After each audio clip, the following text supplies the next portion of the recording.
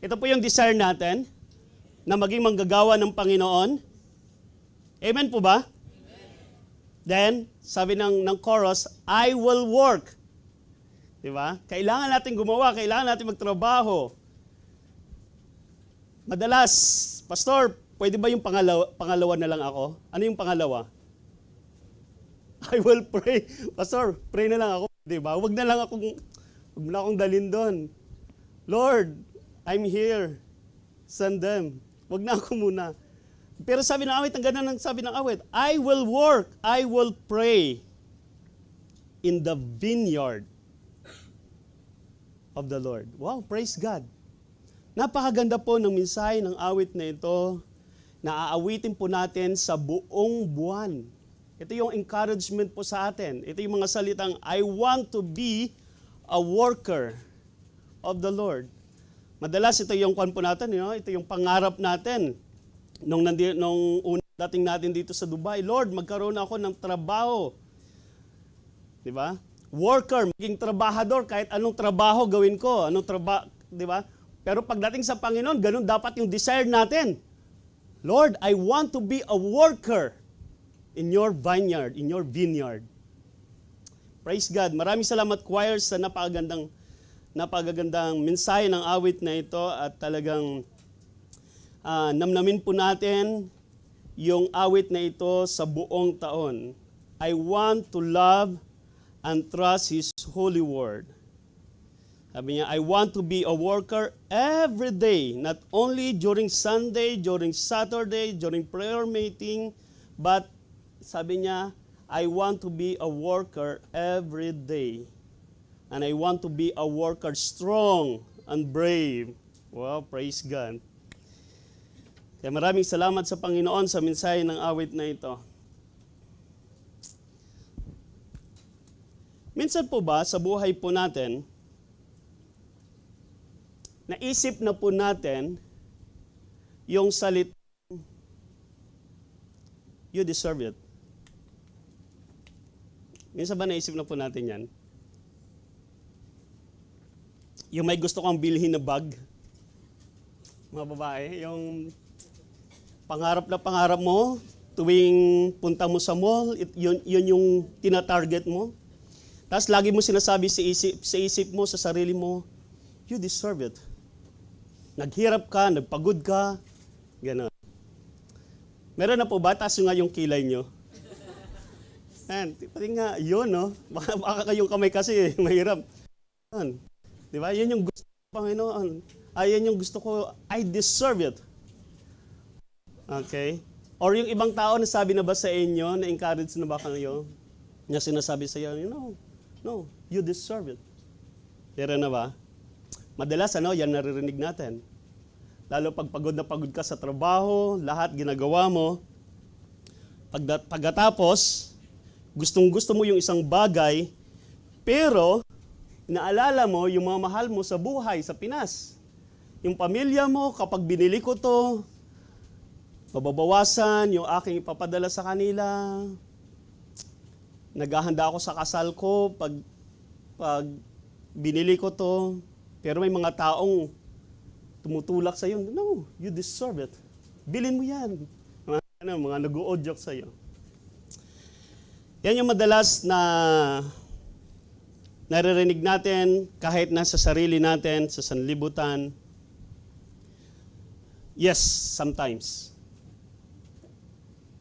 Yes. Sabi ng Bible, because of your labor, sabi nga, yung mga hindi dapat pinapakain yan. But not to the extent na yung karangyaan sa buhay ay mapalayo sa Panginoon. Or yung buhay mo mapalayo sa Panginoon. May I request everybody to please stand and open your Bible in the book of Romans chapter 12. Romans chapter 12. Let us read all together in verse 1 and 2. Verse 1 and 2.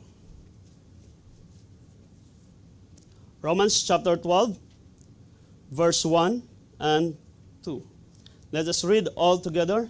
Start in verse 1 now. I beseech you, therefore, brethren, by the mercies of God, that you present your bodies a living sacrifice, holy, acceptable unto God, which is your reasonable service. And be not conformed to this world, but be ye transformed by the renewing of your mind, that ye may prove what is that good and acceptable and perfect will of God. Maraming salamat, Panginoon, sa inyong salita na aming pag-aaralan. Ispasan niyo po ito. Bless niyo po yung aming mga puso't isipan. Kung ano man po, Panginoon, yung mga alalahanin po namin sa oras nito. Please settle our mind, our hearts, Panginoon, to discern what is your will, Panginoon, sa buhay po namin sa magitan ng mga messages, ng message na ito, Panginoon. Sa pangalan ni Jesus. Amen. Maupo kayo.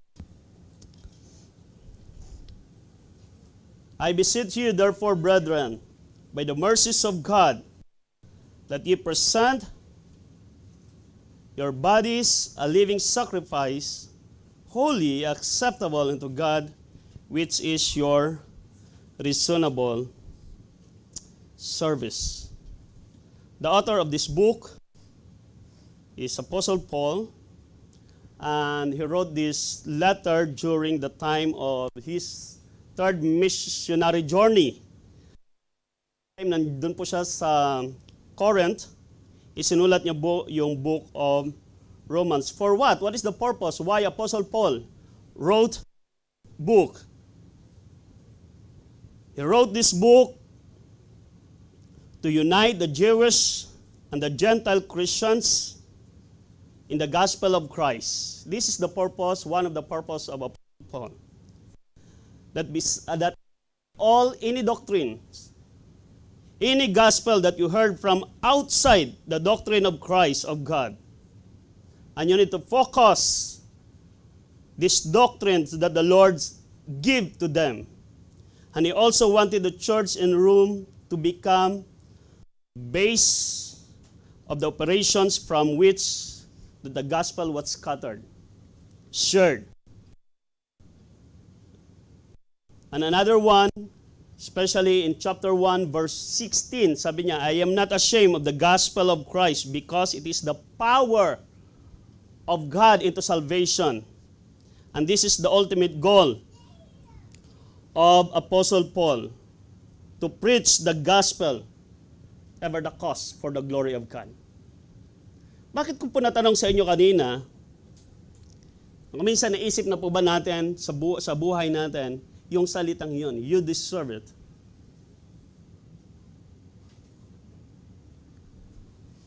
Today is our Lord's table. And this is also connected to our Lord's table na gagawin po natin. We need to present our bodies, we need to present ourselves to God to take a Lord's table. But how? Are we worthy? Karapat-dapat ba tayo? Because God deserves the very best sa buhay po natin. God deserves the very best sa buhay po natin. Kaya sabi ni Apostle Paul sa first one, I beseech you. Ang Tagalog, I think nito, nakikimanhik, naninimanhik, tama ba? Namamanhik ako sa inyo. Mayroon tayong free will. We can choose whatever we want. But this is the encouragement of Paul. After chapter 1 and chapter 11. What is chapter 1 and chapter 11? And that is chapter 1 and chapter 11. It's all about our sanctification. It's all about our justification. Kung paano tayo niligtas ng Panginoon. Nasabi ng Bible, dati ikaw nakalulub ka sa putikan ng iyong kasalanan, kung paano ka inahon ng Panginoon. Kung babasahin po natin yung chapter 1 to hanggang chapter 11, yung security of our salvation, sabi ng Bible, who can pluck you out from the hands of God? No one. Kahit yung kamatayan, kahit angels, anyone. No one can pluck them out in my Father's hand. Kaya sabi niya, I beseech you, therefore, brethren, particular for the Christians. Sinabi ni Apostle Paul, kayong mga mananampalataya, sinasabi ko ito sa inyo, after everything na ginawa ng Panginoon sa buhay natin, therefore, brethren, it reminds us the mercies of God, by the mercies of God, through the mercies of God. And this is the mercies of God that Apostle Paul explained from chapter 1 to chapter 11, justification from the guilt and penalty of our sin. This is the mercy, how the mercies of God put in our life, being a sinner, adoption in Jesus, and identification with Christ. Before, sabi ng Bible, tayo ay mga anak ng dyablo. But now, your identity is with Christ. And we are placed under the grace, not the law. Well, praise God. It is the promise also in all to help our all affliction, assurance of standing in God's election. Ito yung pinag-aralan namin sa Bible study, the doctrine of salvation, yung assurance, how we assured in the presence of God. Alam mo, ganda po ng doctrine na ito. Before, I think na-discuss na rin ito ni Pastor Erwin, the doctrine of salvation. Makikita nyo dito, yung katayuan mo sa harap ng Panginoon. What is your standing in the eyes of God? Yes, we still here. We live in the sinful world. But what is your standing in the presence of God? Bilang elect ng Panginoon. It is also a confidence for the coming glory of our Lord Jesus Christ. That we are confidently, 100% confident that later, when the Lord Jesus Christ came, makakasama po tayo sa langit. And this is also the confidence, no separations from the love of God. Well, praise God. Yan, sinabi po yan sa Romans. And confidence in God's continued faithfulness. Kaya sabi ng verse 1, I beseech you therefore, brethren, by the mercies of God. Pinaalala ni Paul yung kanyang pamamanhik sa mga taong ito, sa mga believers na ito, is not because of me, sabi ni Apostle Paul, but because of the mercies of God. That is in verse 1 and chapter 1 to chapter 11. Ano yung nais na Apostle Paul dito? Alam po, God deserves the best, the very best for us. He deserves it. He deserves it. Sa Old Testament, makikita po natin how they offer the Lord, how they offer God. Makikita po natin dyan mamaya. But yung sabi niya, present in verse 1, by the mercies of God that ye present your bodies. This is what the Lord wants to us. That we present our bodies. That we need to present ourselves.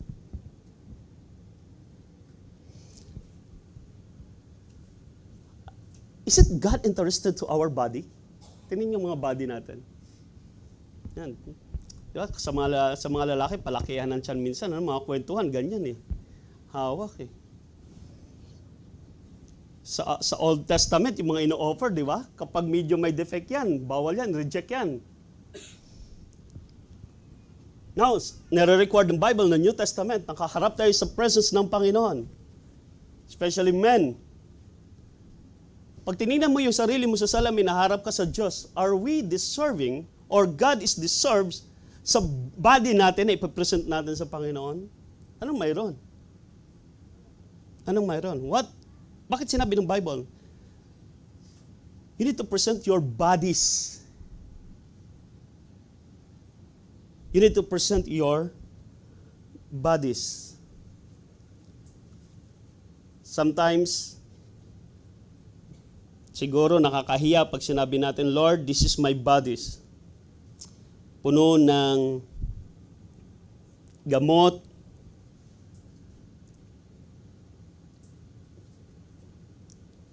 medyo hindi na gumagalaw minsan yung kamay ko, Panginoon. Hirap na ako. Ito yung body ko. Is it actually na sinabi ng Panginoon, na sinabi niya, to present your bodies? Now, kung nakikita po natin, yung defects sa katawan natin, sa buhay natin, is it truly that God deserve our body? As a perfect and the best offering to Him? Okay? Kaya sabi ng Bible, present your bodies for what? God deserves the best, the very best to our life. To present our bodies as a living sacrifice to God. As a living sacrifice to God. In the Old Testament, sino po naka-undergo po dito ng Old Testament study sa mga Bible study? Sino naabutan po nun? Kailan simula yun? Genesis, Exodus, Leviticus, Numbers. Yung I think 3, 4, or 5 books na binigay ni Pastor Erwin 5 years ago, I think. Na inaral po natin yung Old Testament.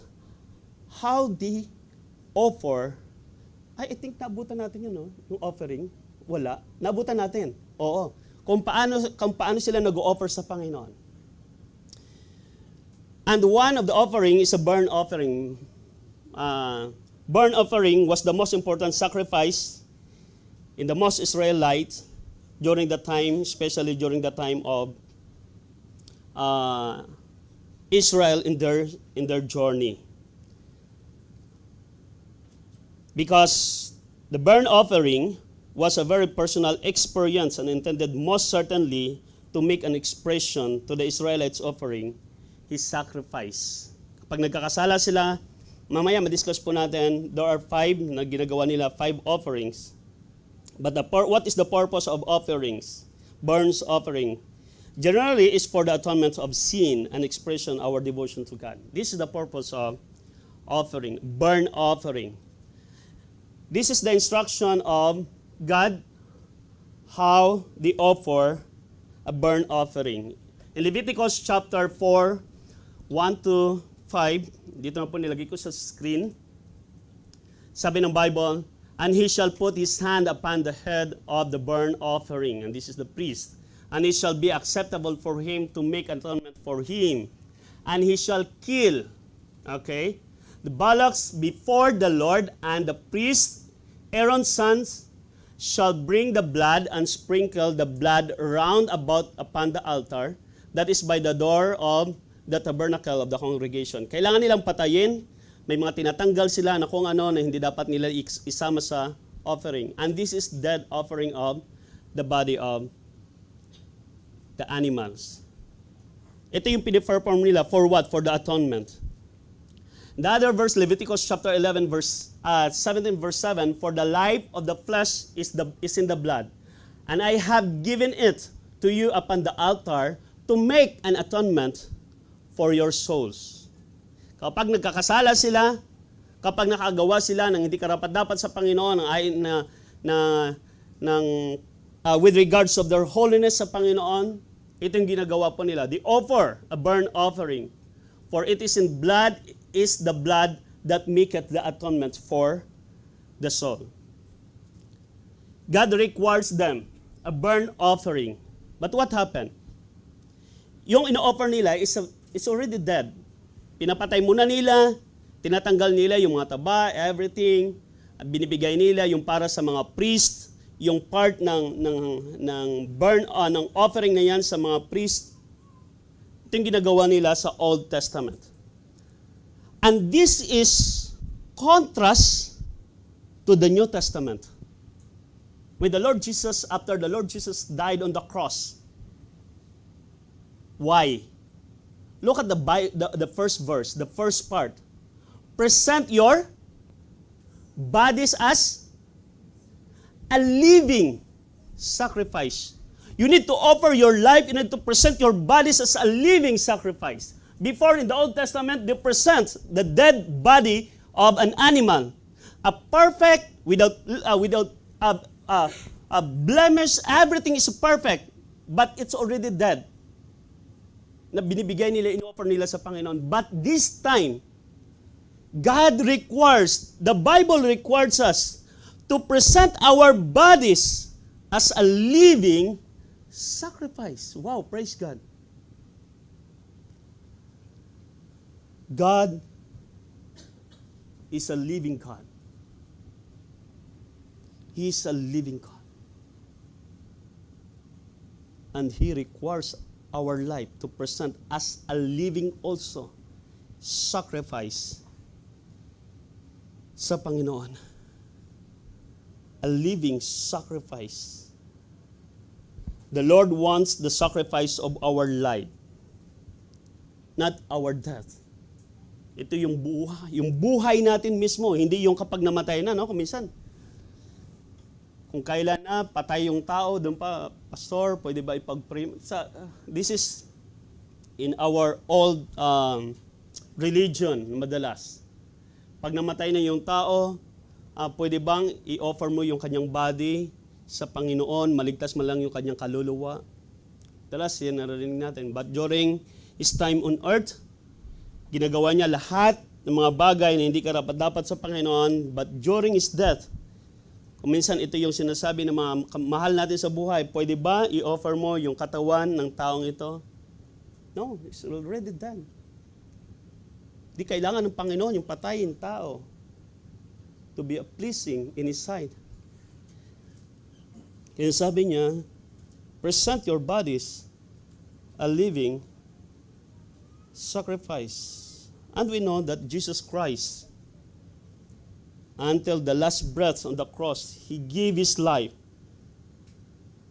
And we are now in the positions that we can offer our bodies as a living sacrifice to Him.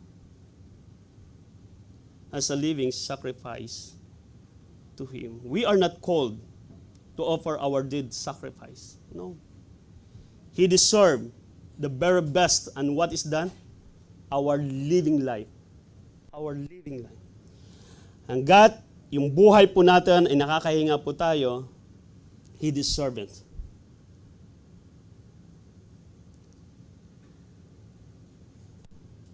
Kaya nga yung living sacrifice, sabi ng Bible, this is the covenant, the new covenant in the New Testament. Instead of offering from the Old Testament, instead of offering the dead body of the dead animal, sabi ng Bible, you need to present your life. You need to present your life as a living sacrifice. Why? Not because we are alive physically, but we are alive spiritually. This is the reason why we need to offer our life as a living sacrifice. It's not because of our physical body itself. No. Because the Lord God quickened us. Even we were dead in sins before, now had quickened us together with Christ and by the grace of God. What is the other term of quicken? To give, to make alive.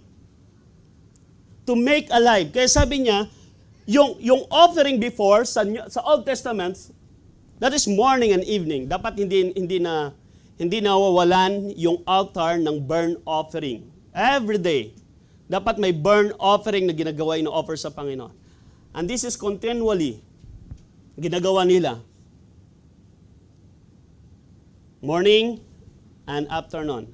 And sometimes, dahil sa katigasan ng ulo ng Israel, nawala po yan. Yung kanilang practice, how and what is and the proper way how to worship and how to give a burnt offering sa Panginoon. Kaya dumating yung pagkakataon sa New Testament sa Malakay, Pastor Ruben, diniscuss niya po yon, I think last time, kung ano yung ino-offer nila na sacrifice sa Panginoon. Since sinabi ng Bible, the perfect, or we need to present a living sacrifice because the Lord Jesus Christ, the Holy Spirit, or God who has quickened us and make us alive in spiritually, now therefore we need to present our bodies as a living sacrifice continually. Every day. Kaya nga sabi ng song kanina, ang ganda rin sinabi ng song, I want to be a worker for the Lord every day. An offering of ourselves sa Panginoon is not only during worship service, no. To present your bodies is not only during worship service. It is every day your service to God. It is every day. It is every day your worship to God. Why? Because God is a living God. That's why we need to present our living bodies as represent of who He is. A living sacrifice because it brought to the altar alive. Buhay natin, binigay natin sa Panginoon. Kaya sabi ng Panginoon, because, ito yung translation ng ESV, this passage, yung Ephesians chapter 2, verse 5, even when we were dead in our trespasses, make us alive. Yeah. Make us alive together with Christ by the grace that you have been saved. Open your Bible in 1 Corinthians chapter 6. Chapter 6.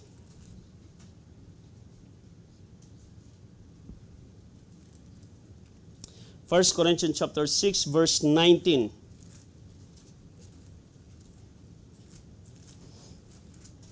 First Corinthians chapter 6, verse 19 to 20.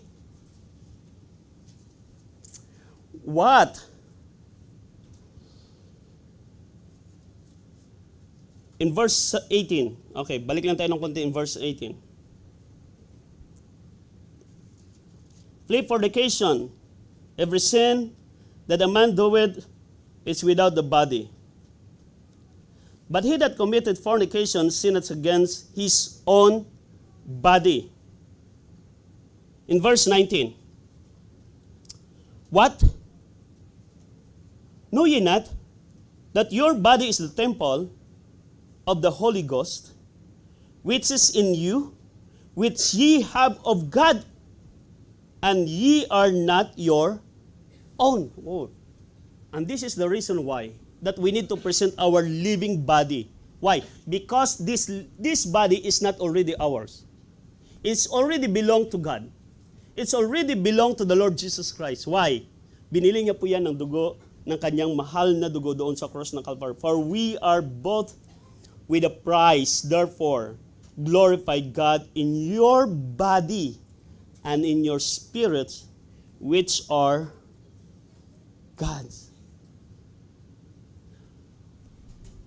Every time, yung lakas po natin, saan po natin ginugugol.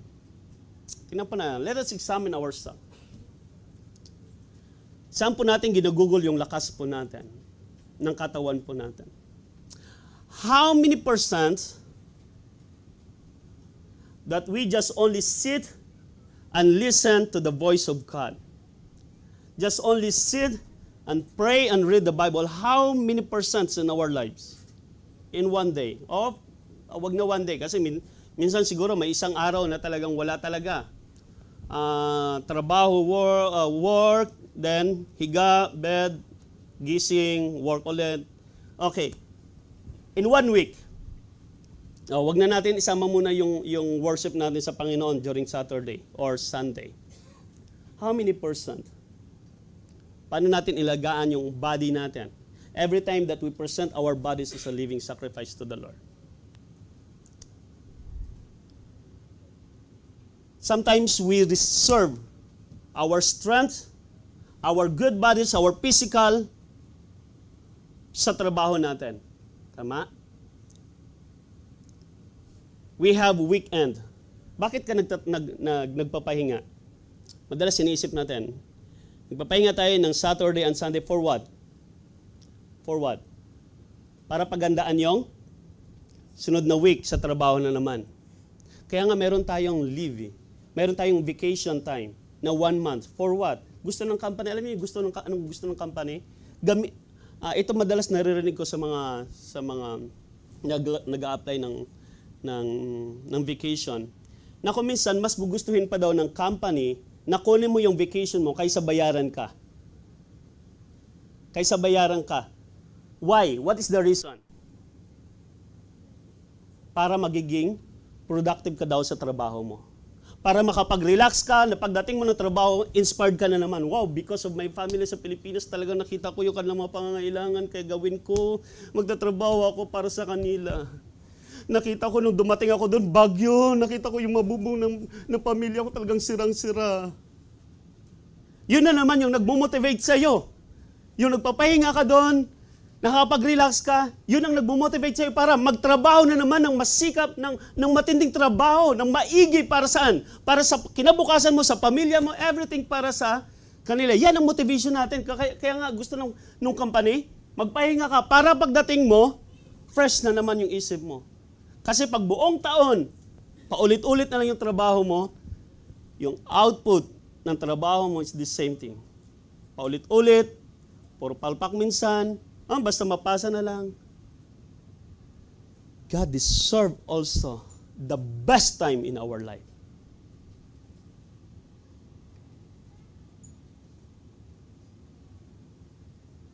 Pastor, pupunta ako ng church kasi may vacant ako may extra time ako.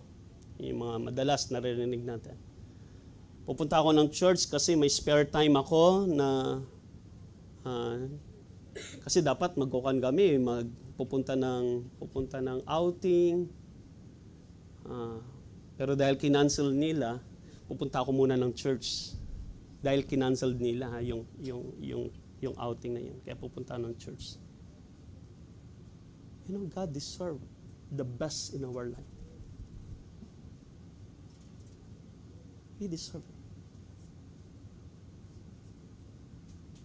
Kung may mga bagay na nais natin, na gusto natin matanggap, na palagi natin sinasabi, you know, you deserve it. Same thing with God. Kanino natin ino-offer yung body natin? Kanino natin ino-offer yung lakas natin? Yung talino natin? Look at the instrumentalist. Di ba napakaganda na makita mo na maraming tumutugtog para sa Panginoon? That you present your bodies, that you present yourself itself.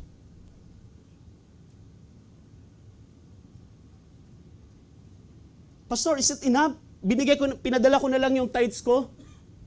Pinadala ko yung tithes ko sa asawa ko. Ikaw na lang muna pumunta ng church. At least nabigay ko yung tithes ko, napadala ko yung tithes ko. No. God requires your body to present to the Lord. Hindi yung pera mo. Hindi yung pera natin. He requires our body to present to the Lord. Kaya yung mga batang ito, huwag niyong iwan sa church, huwag niyong iwan sa bahay niyo. Huwag niyong iwan mga yan. Huwag niyong iwan. Na kung minsan akala natin medyo makulit kasi, iwan na lang sa bahay. Huwag na. Kung may mga kasambahay kayo, huwag niyong iwan. Dali niyo sa gawain ng Diyos. Dali niyo sa pagpupuri sa Panginoon. Huwag niyong iwan. Because He required our living sacrifice. Gamitin po natin yung lakas po natin sa paglilingkod sa Panginoon. Huwag pong antayin natin yung panahon na talagang wala na tayong lakas na may offer sa Panginoon. Huwag. Huwag. He died on the cross when He is 30 years old. At 33. Particular that date, age 33. Kasagsagan ng kalakasan ng mga kabataan. 33. Yung mga kasagsagan ng kalakasan natin. Sabi nga nila, life start at 40 daw. 33 pa yon. Pero He gave His life. He offered His life on that cross for us. So that we have salvation and we are quickened through the Lord Jesus Christ and through the blood of our Lord Jesus Christ. Kaya nga i-present natin yung bodies natin. Pastor, may online naman eh. Naranasan natin yung COVID-19.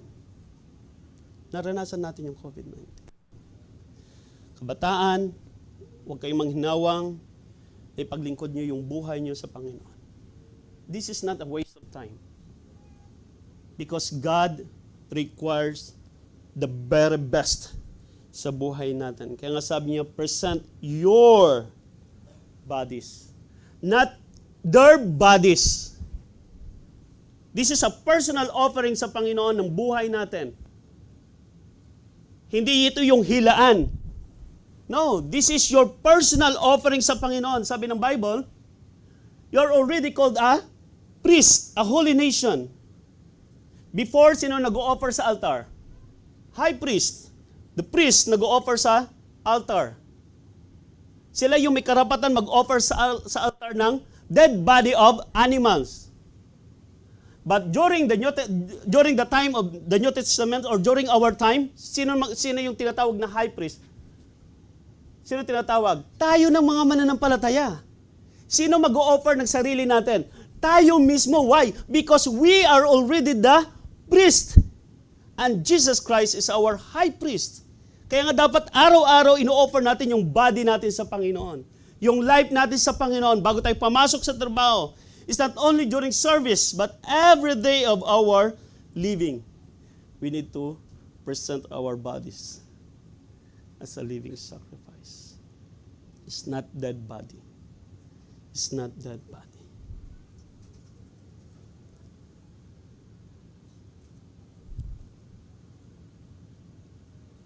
Every act of your body in a living be act of worship. Bawat ginagawa po natin sa Panginoon, it is an act of worship.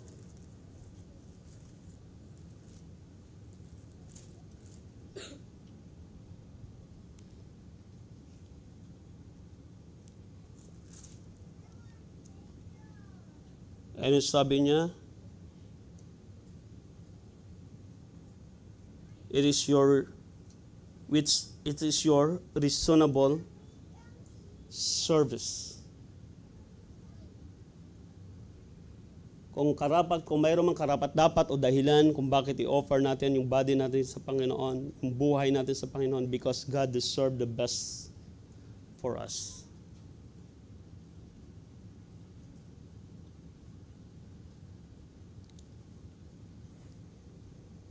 Huwag po nating isipin na kung minsan pinapagamit natin yung tahanan natin, is it enough para sa mga Bible study.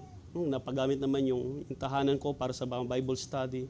Yung sasakyan ko ginagamit para sa gawain ng Panginoon.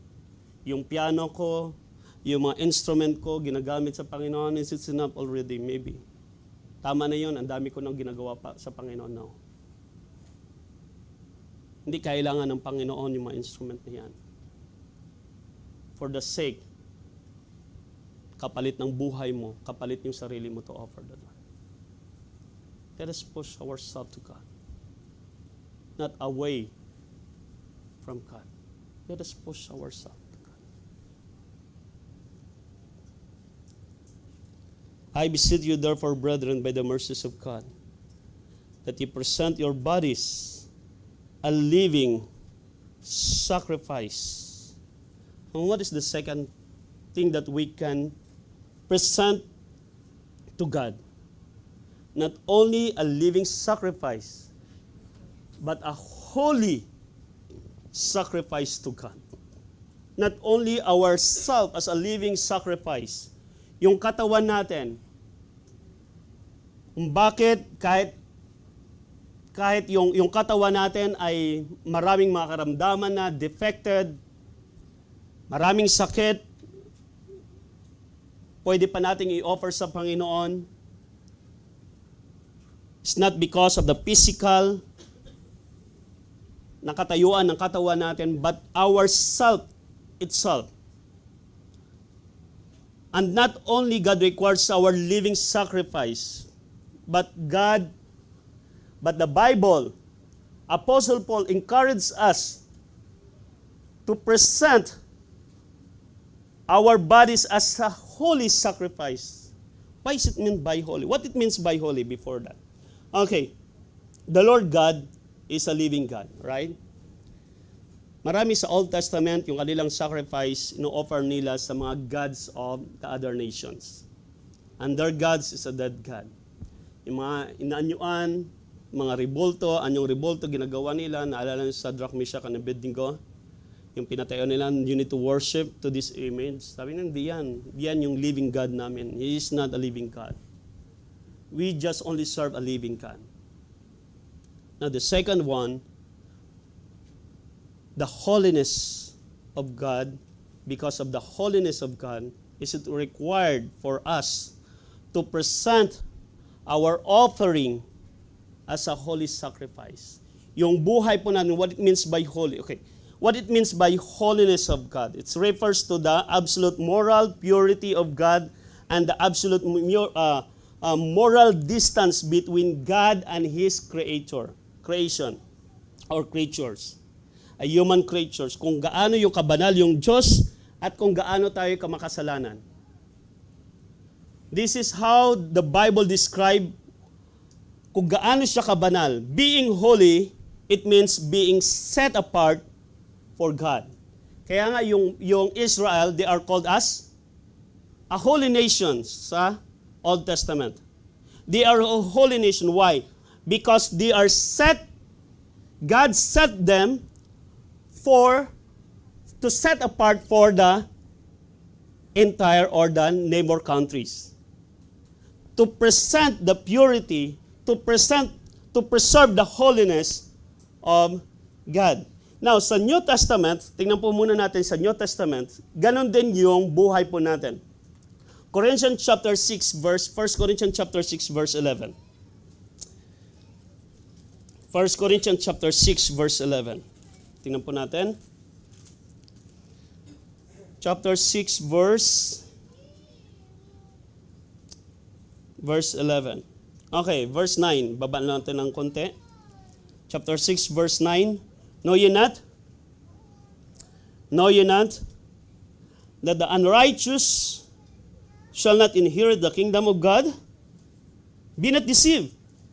Neither fornicators, nor idolaters, nor adulterers, nor effeminate, nor abusers of themselves with mankind, no thieves, nor covetous, nor drunkards, nor revilers, nor extortioners shall inherit the kingdom of God. But verse 11, and such were some of you. But be ye are washed. But ye are sanctified. But ye are justified in the name of the Lord Jesus Christ and by the Spirit of our God. This is the reason kung bakit we can come boldly to the presence of God and we can present with holiness sa buhay natin. Why?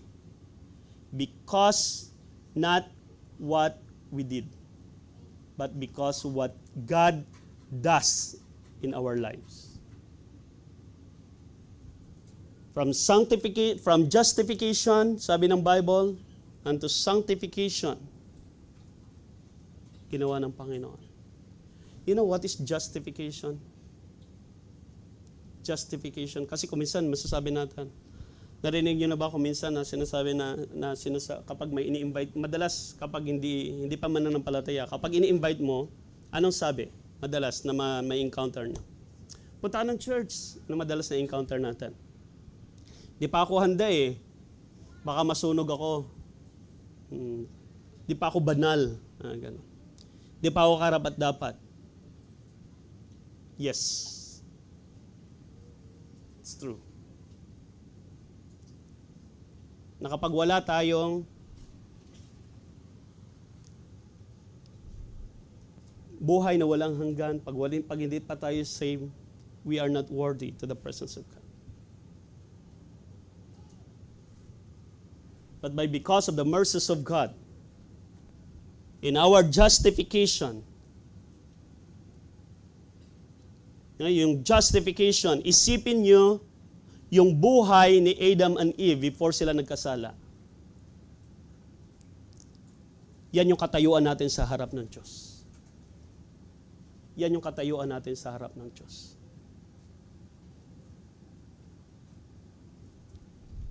How can I present my bodies as an holy sacrifice sa Panginoon? Because of what He done for us.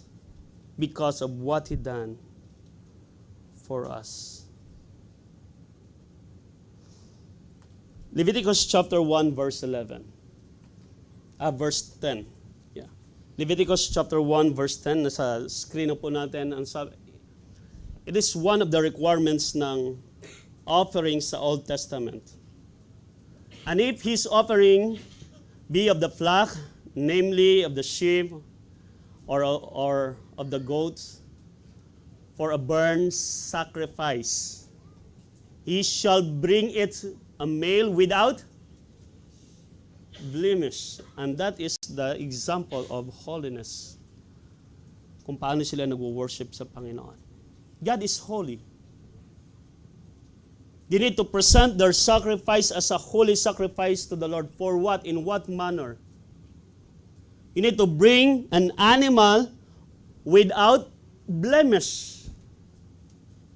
Without blemish. Ano ba ito ano ibig sabihin ng blemish? Ito, Deuteronomy chapter 15 verse 25 para mas lalo nating makita kung ano ba yung sinasabi nito, without blemish. And if there be any blemish therein, ano yung mga to?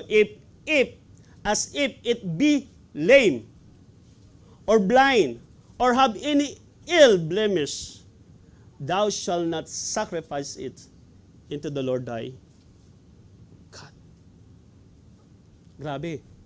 Ang requirements ng Panginoon during the Old Testament, okay, papilahin nyo, lahat ng mga i-offer sa Panginoon. Chine-check nila isa-isa. May quality control. Chine-check nila yan. O pila lahat. Ay, medyo pilay-pilay yan. Hindi pwedeng i-offer sa Panginoon yan. Oy, anong tawag doon? Katarata, hindi katarata sa mata. Anong tawag doon yung? Garapata. Tarata, ang layo pala. Garapata. May mga spot. Dahil sa kanyang garapata, hindi pwedeng i-offer sa Panginoon yan. Yung isang mata niya blind, hindi pwedeng i-offer sa Panginoon niya. O inuubo. May sipon, hindi pwede mo nang i-offer sa Panginoon yan. Kaya nga alam niyo yung ino-offer nila sa Panginoon, yan yung personal nilang inaalagaan mismo. Yung first born ng kanilang mga cattle, tinitingnan nila lahat yan. Pinipili, tinitingnan nila. O ito maganda, from the start ng bata pa, nung pinanganak, ang ganda ng hugis nito, ang ganda ng katawan, ang ganda ng balahibo, everything maganda. Inaalagaan nila yan hanggang sa time na i-offer nila sa Panginoon. Because God deserved the very best, even sa bayan ng Israel in the Old Testament. Hindi lang basta, kaya tingnan nyo yung Malakay, diniscuss to ni Pastor Ruel. May Pastor Ruel kasi sa amin. Actually, Pastor Ruel, nakukuhan ko yan, nagkakamala ko minsan pag nagtatype ako. Ayan, Malakay, ano yan? Malakay,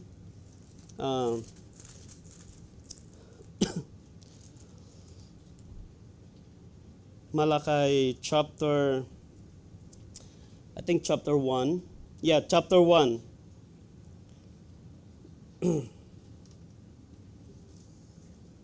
Malakay chapter 1, verse okay, start na tayo. Doon na lang sa verse 12. Chapter 1, verse 12. But ye have profaned it, in that ye say, the table of the Lord is polluted, and the fruit thereof, even his meat, is contemptible. Ye said also, behold, what weariness is it? Yan. Ano pa ba yung mga verse 6, and the son honoreth his father, and the servant his mother. If then I be a father, which is mine honor, and if I be a master, where is my fear? Said the Lord of hosts unto you, O priest, that despise my name, and ye say, wherein have we despised my name? Panginoon, saan? Paano ka namin nilalapastanganan?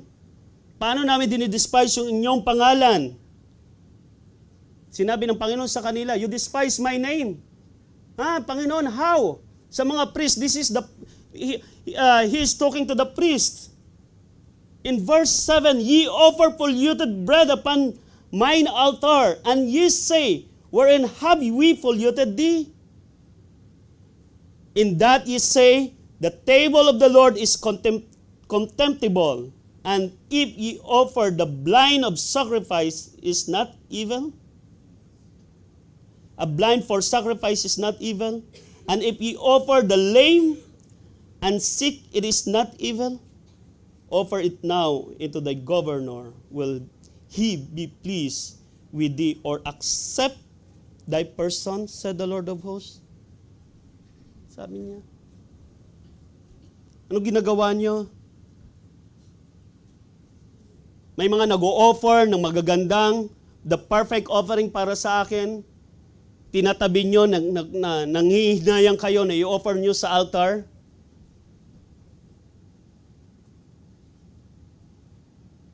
Anong tinatanggap nyo kapag may mga offering na lame, blind, okay na, pwede na? Hindi ba sa Diablo lahat ang mga bagay na yan? God deserved holiness even from the Old Testament. He deserved holiness. Kaya sa buhay po natin, God deserves also our life to present our bodies as a holy sacrifice. In the book of Isaiah, chapter 59, verse 2, but your iniquities have separated between you and your God, and your sins have hid his face from you, that ye will not hear. Holiness is talk about our character sa Panginoon. It's all about our character, our life. Kung paano tayo sa harap ng Panginoon. Kaya sabi ng Bible, I beseech you therefore, brethren, by the mercies of God, present your bodies a holy sacrifice. A holy sacrifice. In Romans chapter 6, verse 13, maybe this is a good example or explanation about the holy bodies na ino-offer natin sa Panginoon. Neither yield ye your members as instruments of unrighteousness into sin, but yield yourselves into God as those that are alive from the dead, and your members as instruments of the righteousness of God. Kung minsan sinasabi natin, madalas, Panginoon, hindi po ako karapat-dapat because of my wickedness, because of my sins. Yes. But God sent the Lord Jesus Christ to be a perfect sacrifice for our sins. Praise God. Kung mayroong dahilan para tayo makaharap, that we can come boldly to the presence of God because of what the Lord has done for us. In Hebrews chapter 8, verse 10. Hebrews chapter 8, verse 10.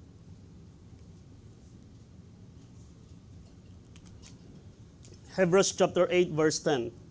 Above, when it said sacrifice and offering, and burnt offering, and offering for sin, thou wouldest not, neither hadst pleasure therein, which are offered by the law. In verse 9. Then said he, Lo, I am come to do thy will, O God. He taketh away the first, that he may establish the second. And what is done? What is the second law? What is the second, the covenants ng Panginoon, by which we are sacrificed through the offering of the body of Jesus Christ once for all.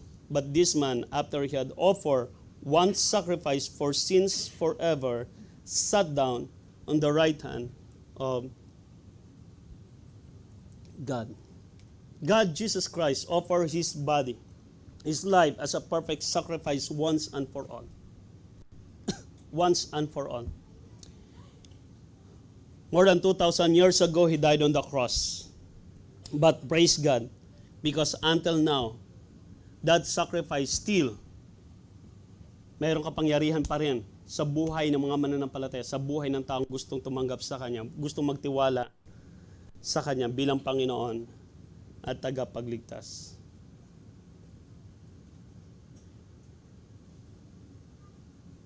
We are holy because Christ had made us righteous in His perfect blood. This is the reason kung bakit tayo banal, kung bakit tayo pwedeng lumakad na mayroong kabanalan sa harap ng Panginoon.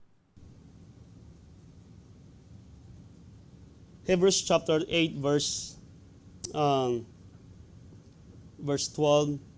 Hebrews chapter 8 verse 12 to 13. For I will be merciful for this unrighteousness, and their sins and their iniquities will I remember no more. Praise God. In that He had a new covenant. This is a new covenant. He that made the first old, now that which decayeth and waxeth old is ready to vanish away. Again, we need to present our bodies as a holy sacrifice. Literally means to set apart from the world. Kaya nga sabi ng Bible, yung verse 2, ano sabi sa verse 2? And be not conformed to this world. Be not conformed to this world. This is what holiness means.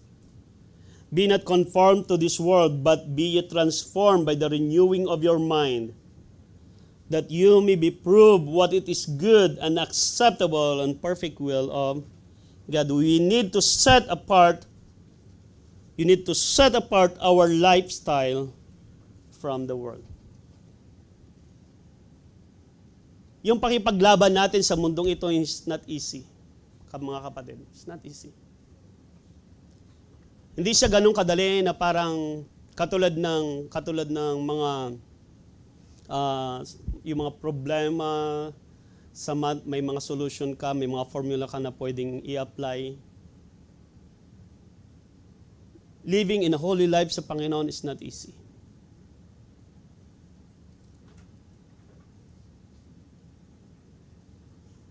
Tingnan mo lang sa loob ng kapulungan. Sa loob lang ng kapulungan, huwag na tayong lumabas muna. Ilan yung mga taong kagalit mo? Ilan? Meron ka bang mga tao dito na ayaw mong makasalubong? Meron? Hindi siya madali, ano?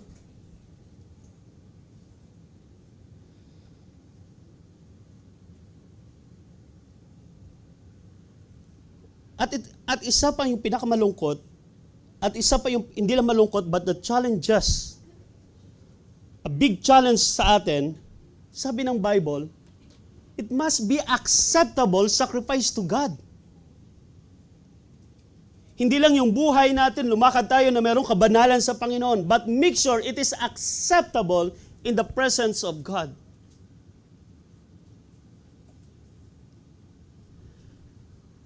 In Amos chapter 5 verse 20 to 26,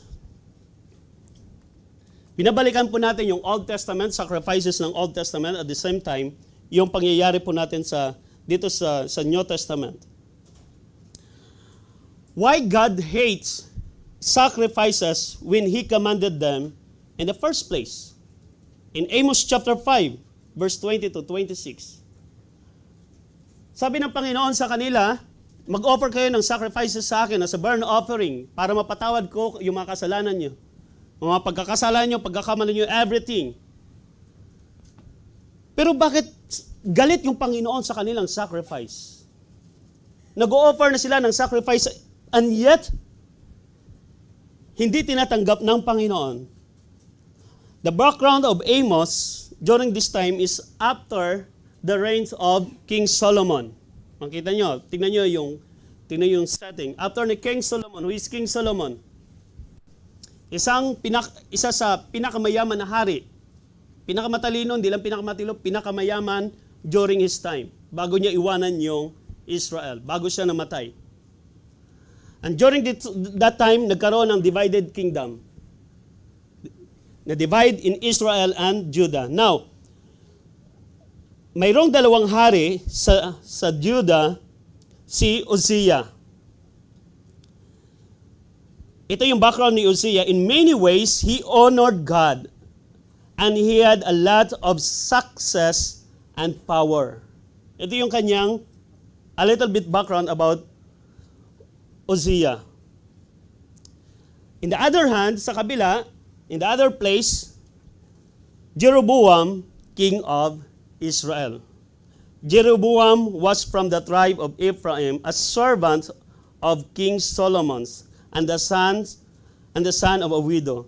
He later became the first king of the divided northern kingdom of Israel.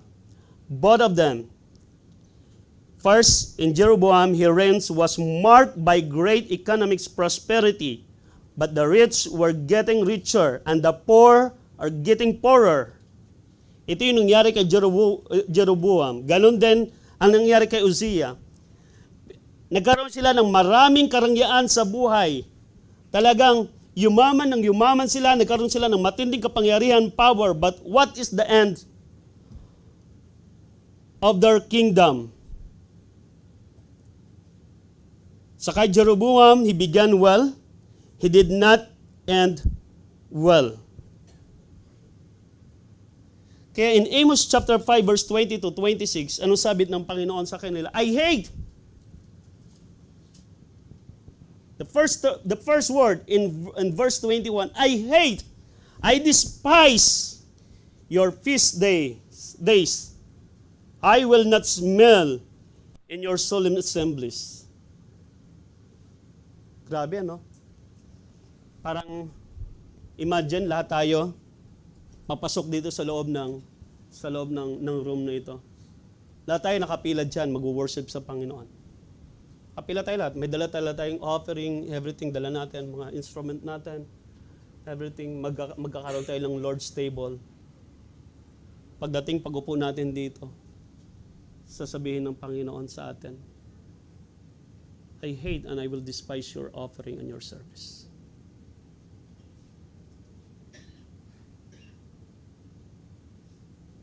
Ang bigat nun. Yung sabihin lang ng bata sa iyo, I hate you. Ang bigat nun. Ito sabi ng Panginoon sa kanila.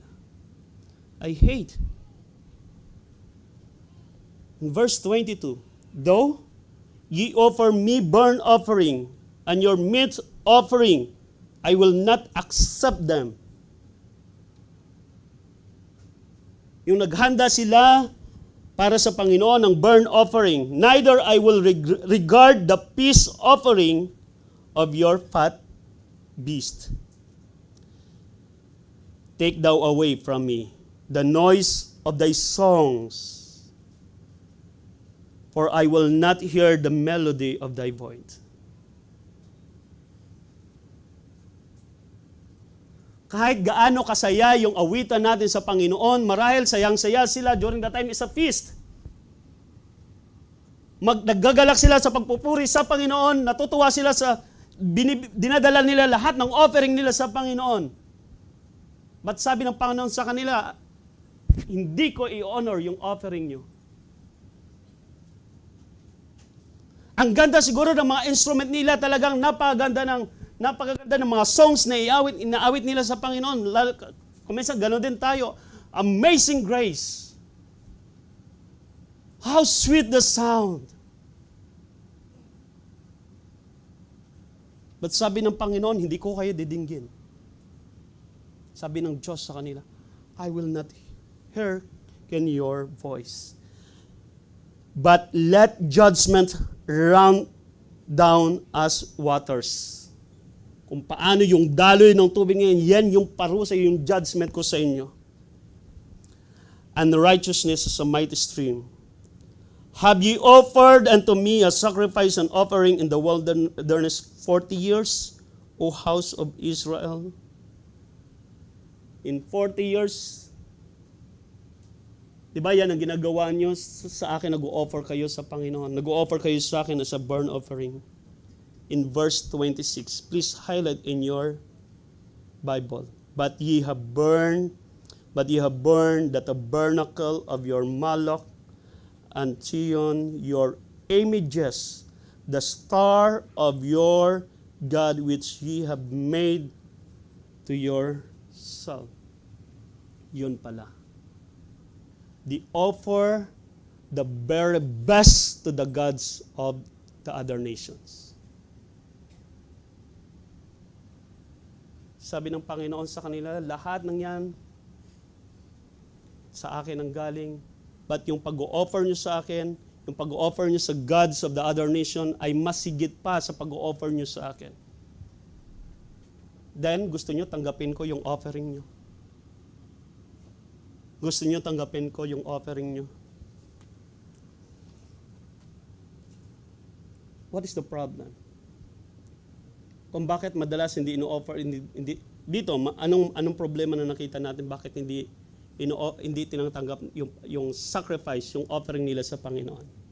Why? Because of their heart issue. It's not the burnt offering. This time it's not, maybe, it's not of the burnt offering. But because of their heart. Naka-reserve yung mas malaking parte ng puso nila sa Diyos ng other nations. Sa mga Diyos-Diyosa ng other nations. Yung buhay po ba natin, pag nilagay po natin sa Panginoon, ngayon, examine our life. Examine ourselves. Sa 1 hour na ba ako? 1 hour na, no? Sa isang oras na yan, ilang bahagi ng isang oras na yan ang nakasettled para makinig ka at nakita at nanamnam mo yung salita ng Panginoon. At ilang oras yung iniisip mo pa rin yung anong nangyari sa labas, anong nangyari sa mga pelikula na napapanood ko, ano nangyayari kaya sa, nakita na kaya sila, yung mga drama, di ba? Netflix ngayon, napakarami na, lalo may mga inaabangan na yung, alam mo yung, mayroon isa, yung episode coming Saturday, may mga ganon eh. Anong oras kaya dumating yun? The King Land. Ano na kaya nangyari sa kanila? Magkikita na siguro sila. Ilang bahagi ng ino-offer natin sa Panginoon? Is it acceptable sa Panginoon?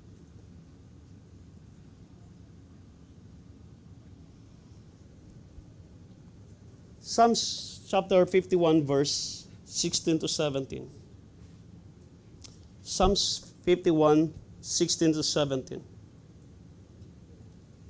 For thou desirest not sacrifice, else would I have given. Thou delightest in burnt offering. The sacrifices of God are a broken spirit. Ito yung nabanggit ni Brother Jeff kanina. A broken and a contrite heart. O God, thou will not despise. Sabi sa ESV, for you will not delight in sacrifice, or I will give it. You will not be pleased with a burnt offering. The sacrifices of God are a broken spirit, a broken and contrite heart, O God, you will not despise. Contrite meaning is to crush yung basag na puso para sa Panginoon.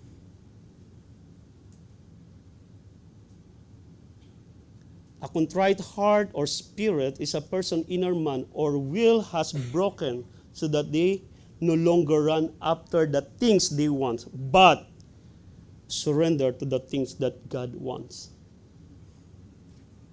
Ito lang yung nais ng Panginoon sa atin. Yung lumapit tayo sa Panginoon, yung basag yung puso natin, pagpapakumbaba sa Panginoon.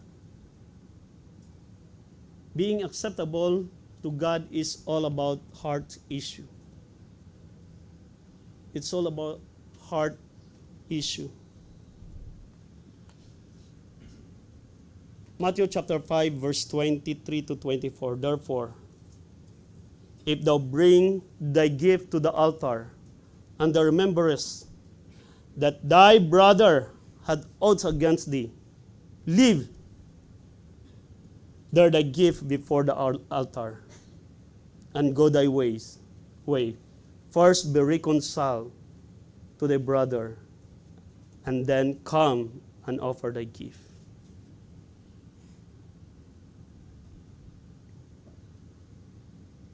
Kaya nga sabi ko kanina sa inyo, tinanong ko kayo, ilan yung mga tao dito nakagalit nyo?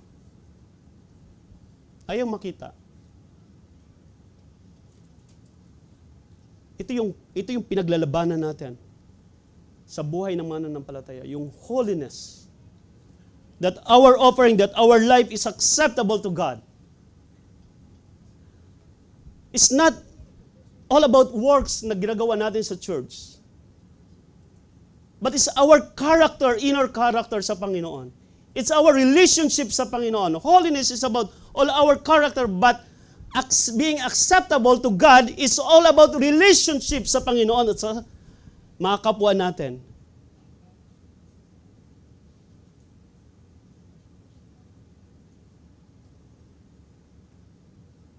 Then sasabihin natin, holy, holy is the Lord.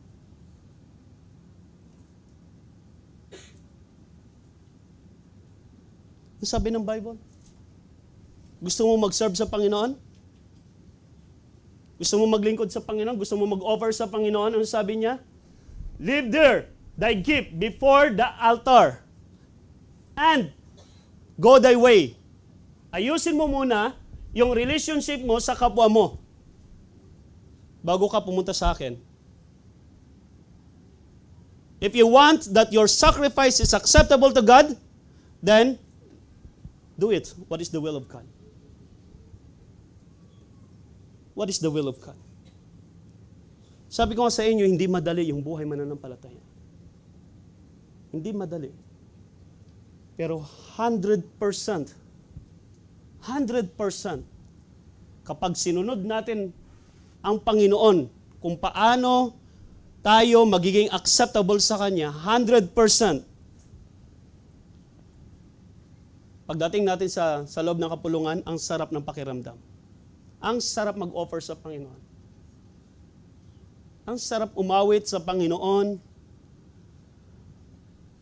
Ang sarap sabihin, katulad ng awit nito, I want to be a worker every day. I want to be a worker every day. Let us settle our heart to God. Pwede natin i-offer yung body natin, pwede natin dalhin yung katawan natin dito sa church, dito sa kapulungan, pwede yan eh. Pwede natin dalhin. Pwede tayo magiging mabait sa maraming tao, but the question is it acceptable sa Panginoon? Is it acceptable? Kaya nga, we encourage you, hanggat maaari, lalo yung place yung sa labas, anong tawag dan? Sa mga ushers area, during worship service, leave that place. Pumasok kayo lahat dito sa loob. Why? Kung minsan makikita nyo yung mga nangyayari dyan sa labas, ang daming kwentuhan na hindi kaya-aya sa Panginoon. O minsan during the time of worship, nakipagchismisan yung iba doon patungkol sa mga business. patungkol sa mga sariling kapakanan. That's why we encourage everybody during the worship service to focus our life, to focus ourselves. Why? Because we need to present our bodies acceptable to God. Then sasabihin nyo, nag-worship service ka. Then sabihin natin, nag-worship ka sa Panginoon.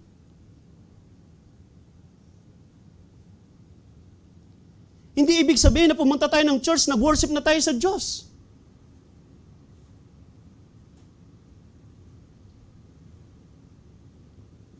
The question is it acceptable to God? God deserves the very best offering for our life.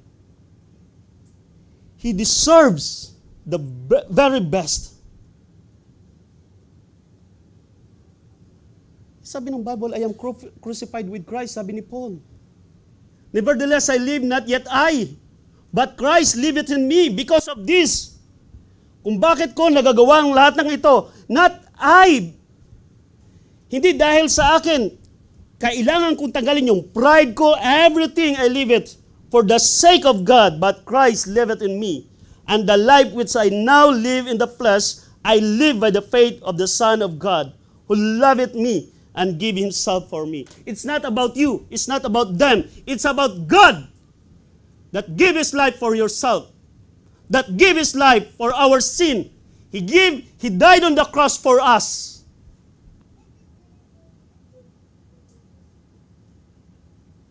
Sayang lang yung araw.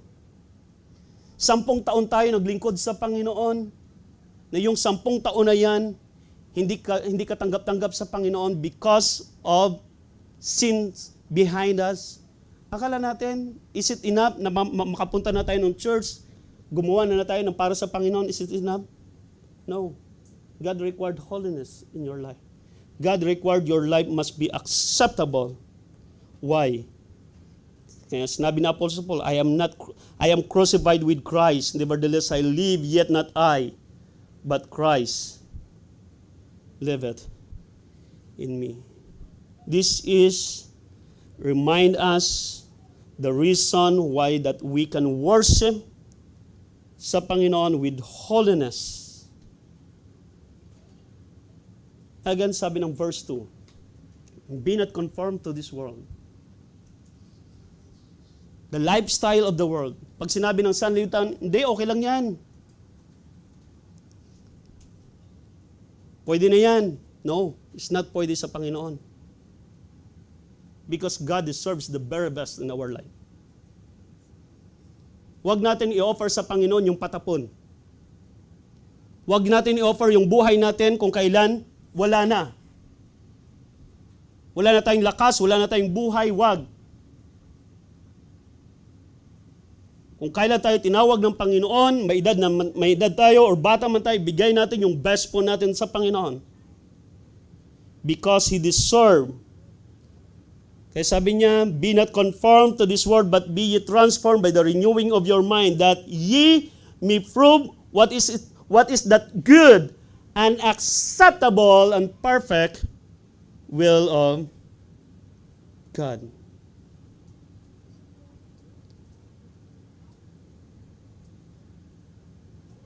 You are not your own.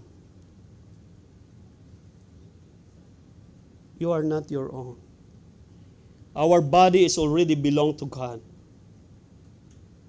Our life is also bought with a high price of the body of Christ.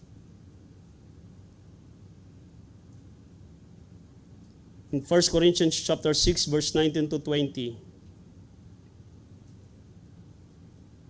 Binasa po natin kanina, that your body is the temple of the Holy Ghost. Present your bodies. Present your bodies.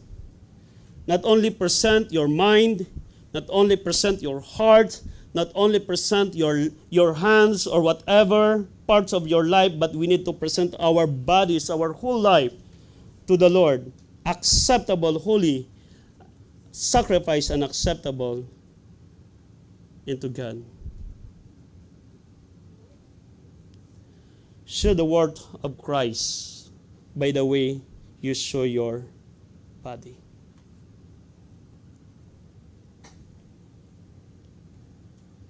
Show the worth of Christ in your life by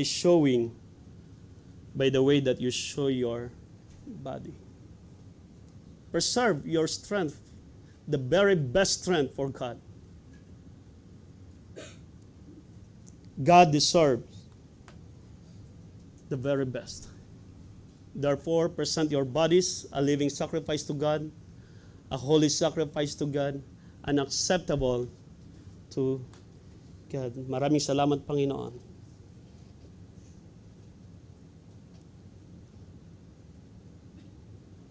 Father God, this moment of time, magte-take po kami ng Lord's table. Magre-remind po sa amin, Panginoon, yung ginawa niyo po doon sa krus ng Kalbaryo. Na yung blood na tumigis doon sa cross ng Kalbaryo, Panginoon, ang siyang naghugas ng aming mga kasalanan.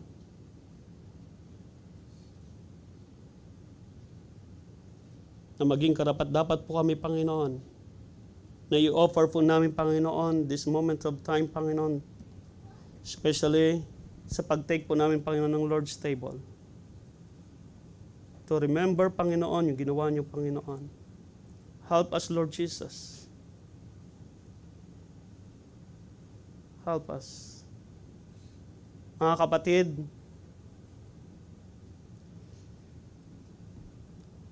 examine our life.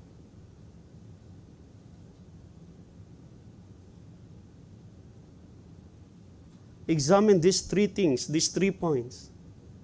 When we present our bodies to God, if this is acceptable sa Panginoon. If not, God wants a broken spirit and contrite heart.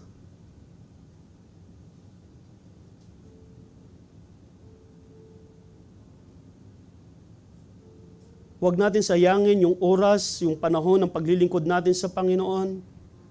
Binigay natin lahat ng lakas, but yet it is not acceptable to God. Dahil sa mga kasalanan, mga priorities natin sa buhay. Gawin mo na kung ano yung tama ayon sa kalooban ng Diyos. Pastor, ngayon ko lang po narinig yung mensaheng ito patungkol sa pag-offer ng bodies, pero alam ko hindi ako karapat-dapat dahil hindi ko pa in-offer yung aking buhay, hindi ko pa tinalaga yung buhay ko sa Panginoon. Kapatid, nais ng Panginoon makabilang ka rin sa isang community, sa isang church, that we can freely go and offer our bodies, our offerings to God in any time.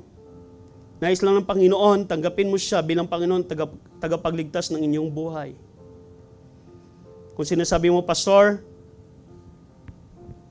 paano ako maging kabilang sa pamilya ng Diyos? Sabi ng Bible, if you receive the Lord Jesus Christ, to them He give power you to become the sons of God. Nais mo bang maging karapat-dapat? Gusto mo bang mag-offer sa Panginoon? Gusto mo bang i-offer yung body mo as a living sacrifice sa Panginoon? Then follow this prayer. Sundin mo yung panalangin ito. Bilang Panginoon, bilang prayer, bilang panalangin ng pagtanggap sa Panginoon, bilang Panginoon tagapagligtas ng iyong buhay. Panginoon, maraming salamat sa kabila na ako'y makasalanan. Binigay mo ang inyong buhay doon sa krus ng Kalbaryo.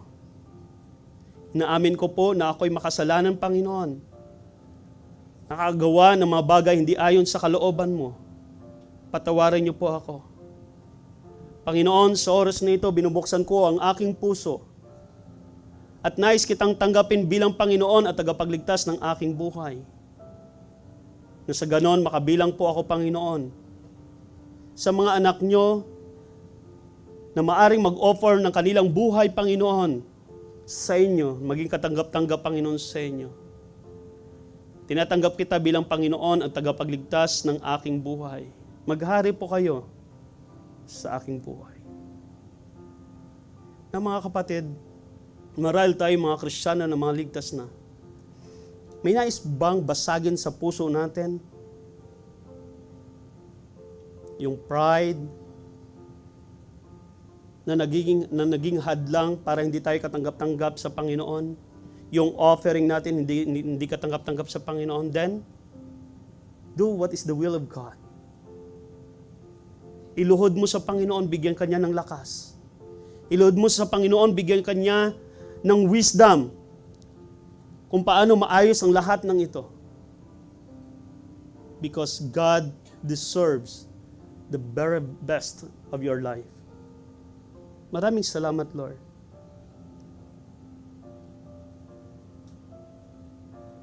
Salamat, Panginoon, sa inyong salita na nagpapaalala, Panginoon, sa amin.